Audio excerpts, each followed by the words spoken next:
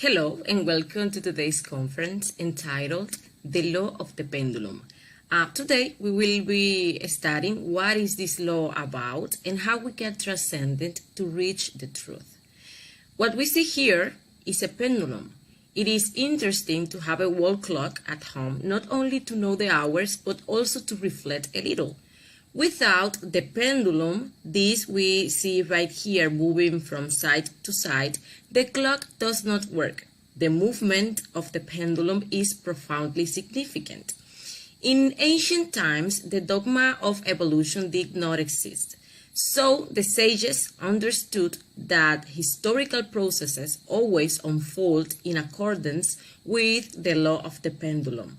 However, today, due to ignorance of these laws, we have the false belief that everything is and will continue to constantly evolve until it reaches perfection. For example, today there is a belief that humans are about to evolve and move to another dimension, although it is only enough to observe humanity and realize that involutionary state in which we find ourselves. Everything ebbs and flows, rises and falls, waxes and wanes, comes and goes according to this wondrous law. There is nothing strange in the fact that everything oscillates, that everything is subject to the fluctuations of time, that everything evolves and involutes. We can see it in nature. A tree, for example, evolves up to a certain point.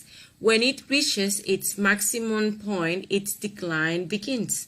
We can see it in ourselves, how we are born, we grow, and then we get old. We can even see it in the realm of business, how large companies have risen, and when they reach the maximum point of growth, they begin to decline.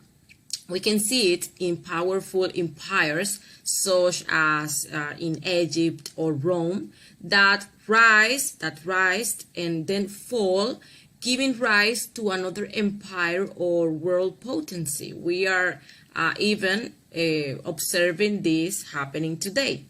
The pendulum moves between the polarities of duality, and absolutely everything is dual. The white and the black, the ugly and the beautiful, the tall, and the short, etc. Joy is at one end of the pendulum, pain at the other.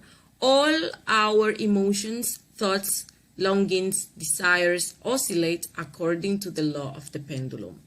Hope and despair, pessimism and optimism, passion and pain, triumph and failure, gain and loss, certainly correspond to the two extremes of the pendulum movement. We can see it even in a relationship. We see how at first it is all love and happiness, but when the pendulum moves, we reach heartbreak and sadness and even the breakup of the couple. In the same relationship, for a while, there is a swing in which one day we are fine with the couple and the next day we are fighting. We can place at the extreme right of the pendulum the various pseudo-esoteric and pseudo-occultist schools, religions, and sects. We can place at the extreme left of the pendulum movement all the schools of the materialistic, Marxist, atheist, skeptical type, etc., both defending their beliefs and clinging to them. However, both currents are parts of the same thing. Both parties are based on belief and develop the fanatical defect, some for religion and others for atheism. They are believers, and believing or not believing has nothing to do with knowing the truth. The religious fanatic, due to any unusual event or disappointment, can go to the other end of the pendulum, becoming an atheist, a materialistic, a skeptic. For example, in a situation in which he asks his God to help a sick relative, but the relative ends up dying, he enters into anger processes that leads him to stop believing in God. The materialistic atheistic fanatic, due to some unusual fact, perhaps a transcendental metaphysical event, a moment of unspeakable terror, can go to the opposite end of the pendulum movement and become an insufferable religious fanatic. Materialism and spiritualism, with all its sequel of theories, prejudices, and preconceptions of all kinds, are processed in the mind according to the law of the pendulum and change fashion according to the times and customs. Spirit and matter are two highly debatable and thorny concepts that nobody understands. The mind knows nothing about the spirit. It knows nothing about matter. A concept is just that, a concept. Reality is not a concept, although many concepts can be forged about reality. The spirit is the spirit, the being, and only only the spirit can know it itself, okay? It is written, the being is the being, and the reason for being is the being itself. A concept is a mental representation of an object, fact, quality, situation, etc. It is also an opinion or judgment that we have about something or someone. Pendulum concepts, but in reality, the concepts are not reality. The mind only knows illusory forms of nature, but knows nothing about the truth contained in such forms. Theories go out of fashion over time, over the years, and what we learned in school turns out to be no longer useful. So the conclusion is that nobody knows anything. Who can guarantee that the concept and reality are absolutely the same? The concept is one thing and reality is another, and there is a tendency to overestimate our own concepts. Reality equal to concept is almost impossible. However, the mind, hypnotized by its own concept, always assumes that the concepts and reality are equal. The concepts of extreme right or extreme left of the pendulum pass like the fashions of women. All these are processes of the mind, things that happen on the surface of the understanding, nonsense, vanities of the intellect. Any psychological discipline is opposed by another discipline. Any psychologically structured process is opposed by another similar one. And after all, what? The truth is what interests us. But this is not a question of the pendulum. It is not found between the common goal of theories and beliefs. Two severely disciplined minds within iron intellectual structures arguing with each other, arguing about this or that reality, each one believes in the accuracy of his own concepts and in the falsity of the concepts of the others, but which of them has the reason? Who could give guarantors in both cases? In which of them concept and reality are equal? Unquestionably, each head is a world, and in each and every one of us there is a kind of pontifical and dictatorial dogmatism that wants to make us believe in the absolute equality of concept and reality. Truth is the unknown from moment to moment, from instant to instant. Truth is the center of the pendulum, not on the extreme right and not on the extreme left. When Jesus was asked, "What is the truth?" he kept a deep silence. And when Buddha was asked the same question, he turned his back and left.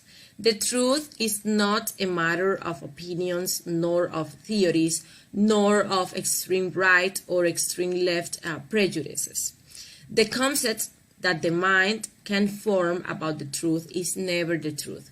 The idea that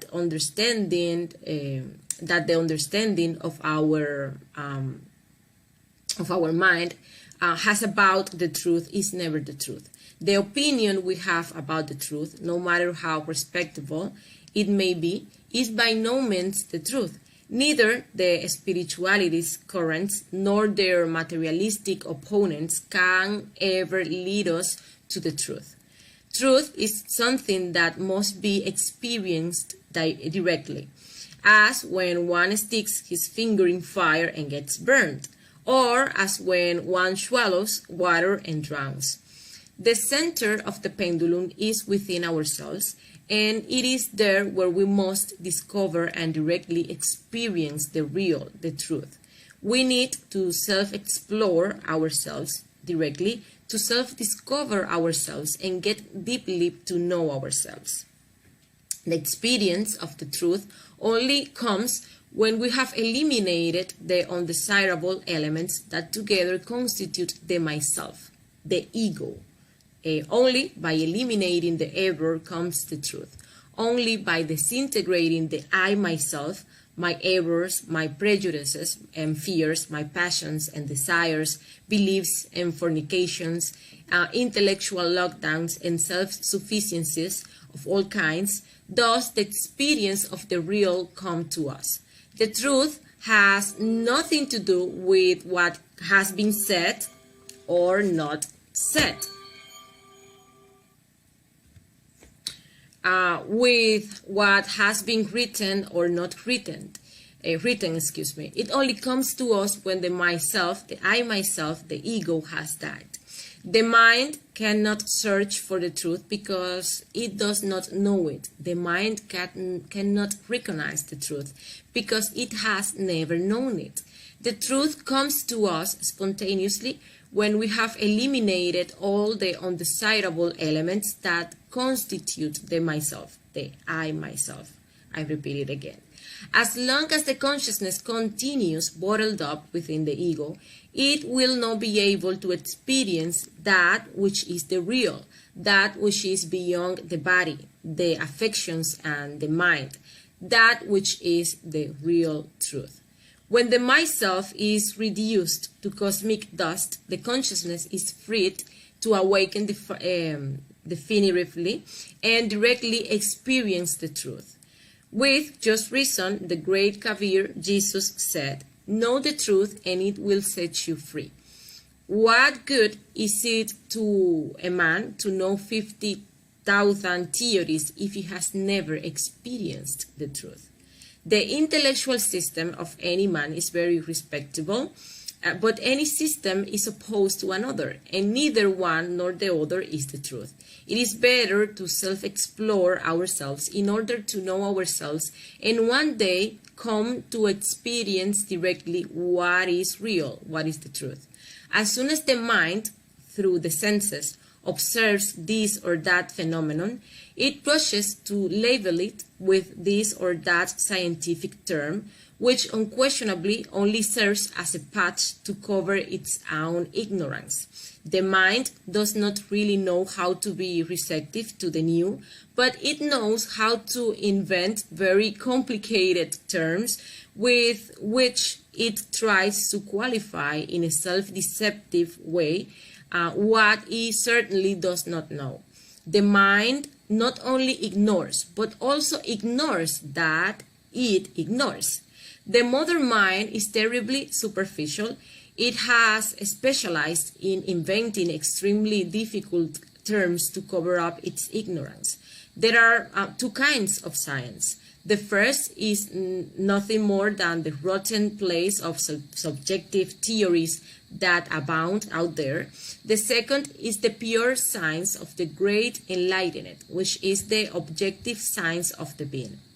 Undoubtedly, it would not be possible to enter the amphitheater of cosmic science if we had not first died in ourselves.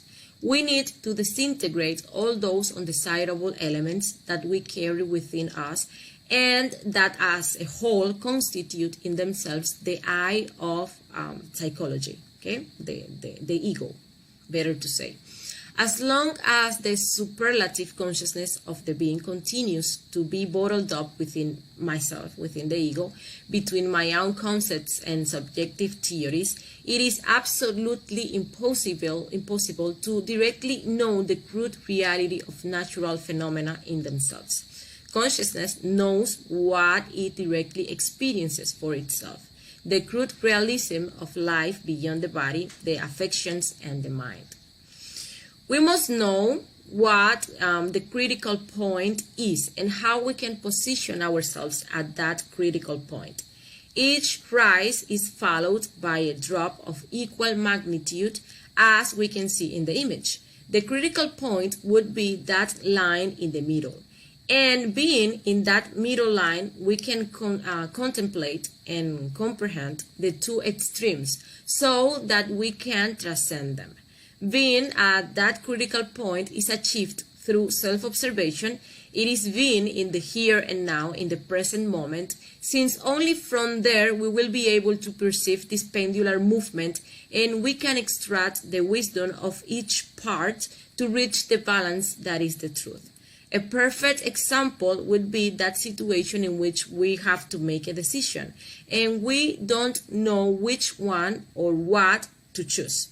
That's where the pendulum movement begins, in which we don't know what to do or what would be the correct way to act. One eye tells us yes, the other one tells us no. One defect is afraid, the other one is not. One eye shows us the benefits we will obtain and the other shows us the losses, and so on.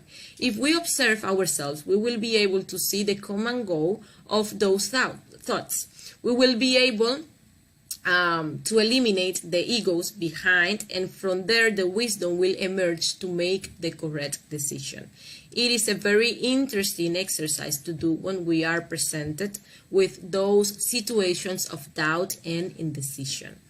But it is what we should do with everything, since everything in this manifestation is dual. To reach the truth, we must withdraw the wisdom of both poles of that duality. It is not enough to say, for example, that I will no longer be sad and that now I will be happy, because we would simply be going to the other pole, and later on the pendulum will move again by law and we will end up in sadness again. We have to get the wisdom of the polarity, from the polarity of sadness and from the polarity that is that supposed happiness.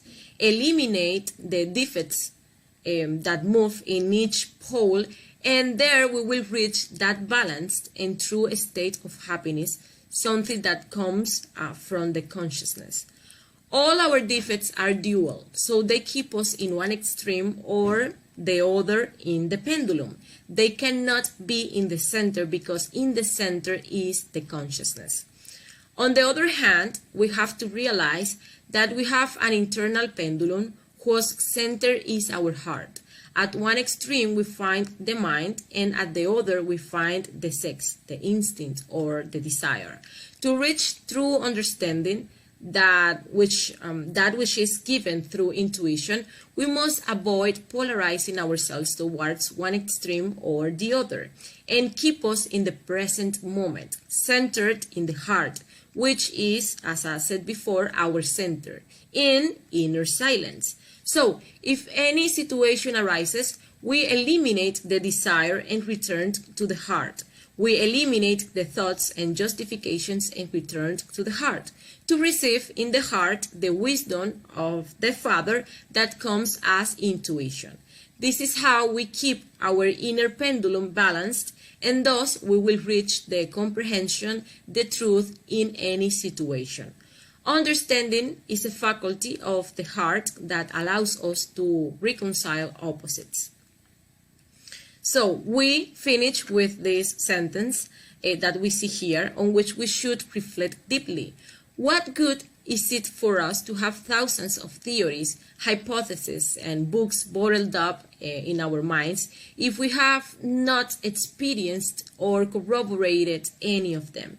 That is why here in this knowledge, it is so important that we become practical, because only practice leads us to direct experimentation and to the truth. And well, this has been today's conference, without a doubt, a very important conference for the advancement of our inner work.